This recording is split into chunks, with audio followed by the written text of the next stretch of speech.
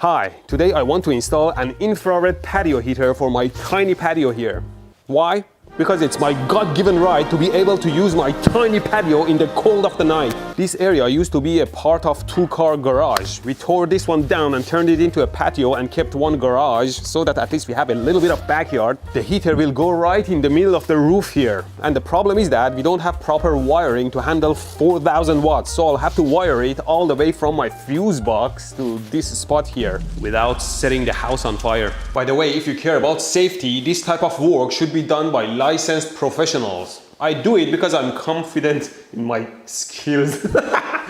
No, but seriously, don't do it if you don't know how to deal with this stuff. After a bunch of research, this is the heater we bought, a 4,000 watts infrared electric heater. You probably have seen this type. This element heats up and radiates tons of infrared that is also reflected from these reflectors and is supposed to be able to heat you up. Now if you're thinking, hey, you have natural gas here, why don't you buy one of those gas heaters? Or why won't you just buy an electric heater and plug it in? I'll make another video about my logic on why I chose this heater and put it on my meditation channel where I meditate about stuff. For now, let's install this thing. I don't want to ruin the looks here by running wire over the wood. It will go behind inside the ceiling and come to the center and drop down to the heater. Fortunately, my joists are running this way, so the wire can come here, but there are some support joists this way at the center, so it should be fine. On this side, it doesn't really matter if the wire runs over the surface. It's a garage anyway. It would run from the fuse panel into the wall there somewhere. And that would be really the only option that didn't need tearing all the drywall down. What we need now is a bunch of cables, which is AC90 or armored cable, which means it has this metal cover so that accidentally you can't drill a nail or screw into it. And of course breakers that match my fuse panel and boxes and switches and stuff. Now you might think, fine, we will run some 120 volt lines and power our heater. Wrong! To run a 4,000 watt heater, you would need over 33 amps of current. So you have to rate your system for 40 amps. So some thick wires and 40 amp breaker, which is fine I guess, but 40 amps is a huge chunk of your entire house's current budget. And why do that when you can run your system on 240 volts? It's getting warm inside. Anyway, I have told you that in North America we do have 208 or 240 volt available. On 240 volts, a 4,000 watt heater would draw up to 17 amps, which is much easier to supply. I would need to rate my system for 20 amps, so a 12 gauge wire and a 20 amp breaker. But I decided to rate my system for 30 amps to keep more margin and also in case in the future I need to change this heater to something more powerful. Should be enough though. So I have 10 gauge wire and 30 amp breaker. Power. The only thing is that where I bought this breaker, they were showing non-stock, so I don't know where they got this from, and it has some scratches on, so it might be used. A little bit suspicious, so let's see if I can test it. And the other problem is that how can I draw over 30 amps from 240 volts to see if it pops? I might have some load in my room, let's see. Hey, look what I found! The shower head of doom I used in my other video. It is rated for 5,400 watts of power on 110 volts or 49 amps of current in your shower. Which house in the world is wired for this? My entire patio heater is only 4,000 watts. Let's see if I can use it as a load. Look at the heating element. It's around 6 ohms. On 240 volts, it means 40 amps. I guess my breaker will pop if I connect it, but I really wanted to test to see if the breaker doesn't pop for currents less than 30 amps. Let me see what I can do. I should say right now, this is dangerous work, so if you're like me, or if you're not comfortable doing electrical work, then don't do it. Let me get inside the fuse panel. It is much safer to turn off the house breaker, but then I won't be able to see anything, and who's gonna retune the microwave clock? As I told you before, these alternating contacts are plus minus 120 volt and their difference is 240 volt. And this thing connects to 2 of them, so the output would be 240. How does it go on now? Like this? Doesn't fit. What in the world is that? Did somebody just nail right in the middle of my breaker box? Is this live? Nope, no. Let's just cut it and see if my breaker fits. Yeah. And What the hell? Get it! Ah, there you go. Now let's connect my load with some alligator clips. Now if I connect the other terminal, the breaker should pop right away. No? Oh. What the hell?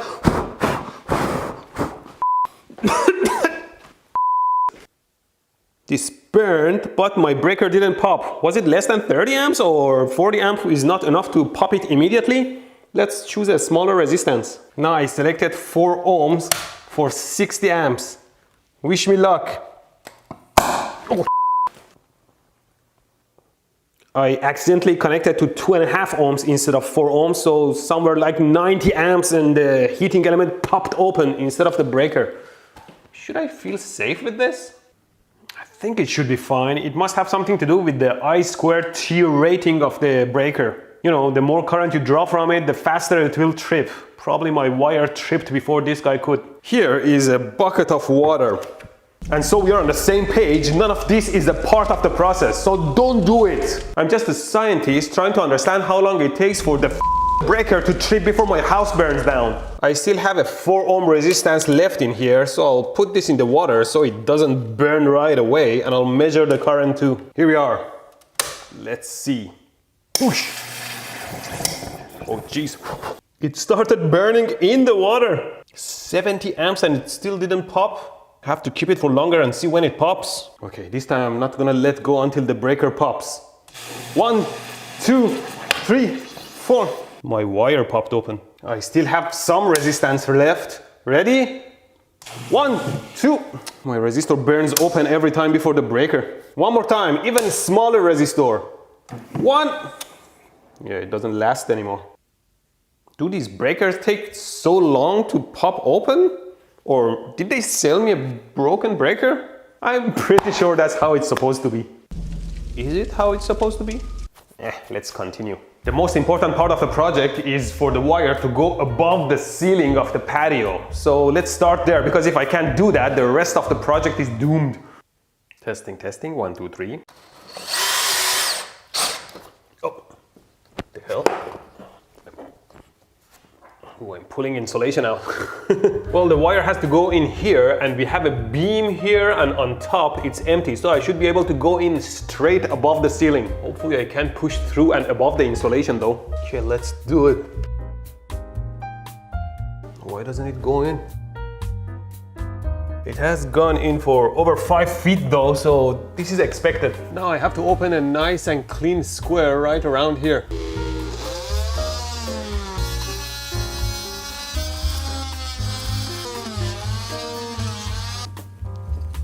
There you go. The question is, where's my wire now?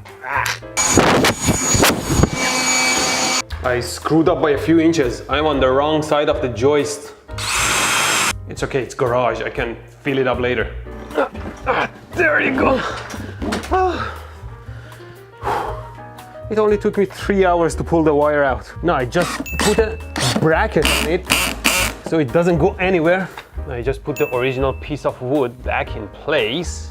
Now we just nail this piece of wood back in place. And there, good as new. From a kilometer away, you can't even notice it. Now we just install these legs on the joists. Attach the heater without dropping it. Pass the wires through the heater. Oh my god, the 10 gauge wires are so tough to bend.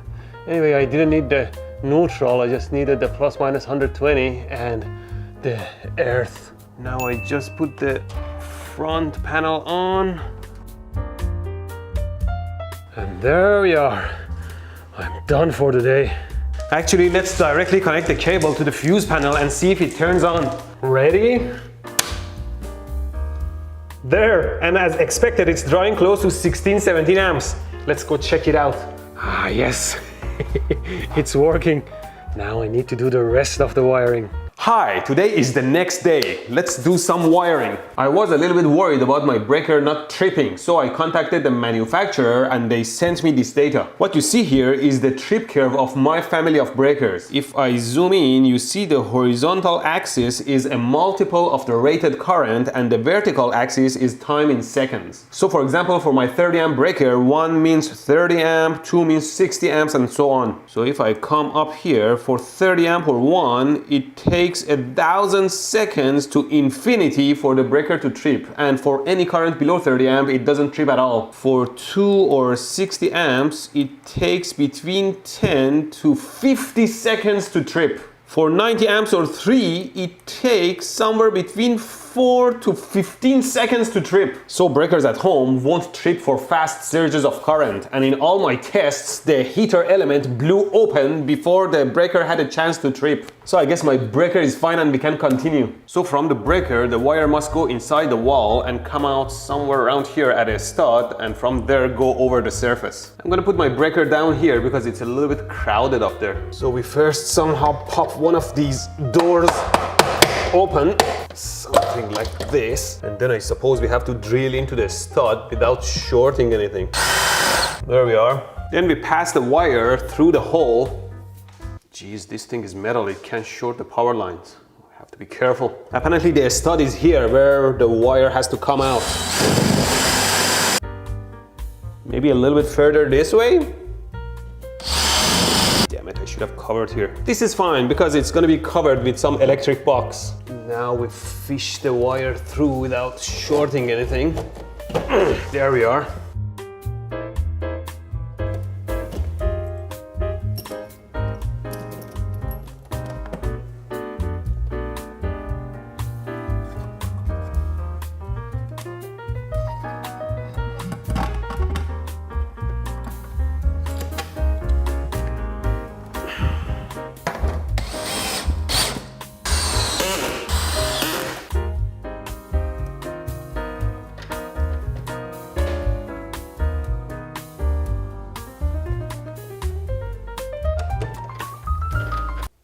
Turn it off.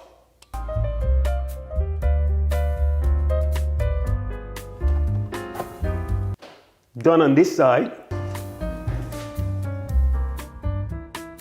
There we are. Now you might ask, why didn't I take the wire straight to the heater and cut it here? The reason is simple. I want to install a 240 volt outlet here for my future use.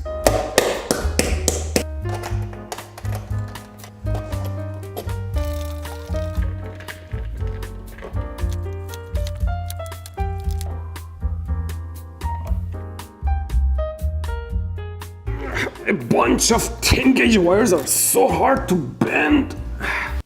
I installed the box sideways. Doesn't matter.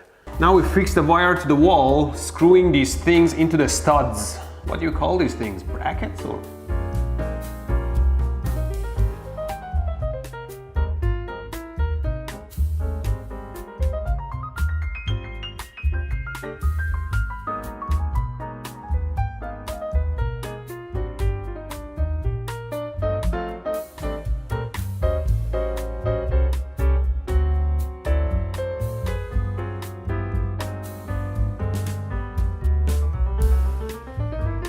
Everything on my system, including the switch, must be rated for 30 amps. And because on 240 volt lines, both of them are live wires, this switch is a double pole, so it disconnects both lines from the load. My heater doesn't need neutral lines, but I'll pass it along by tying them together anyway.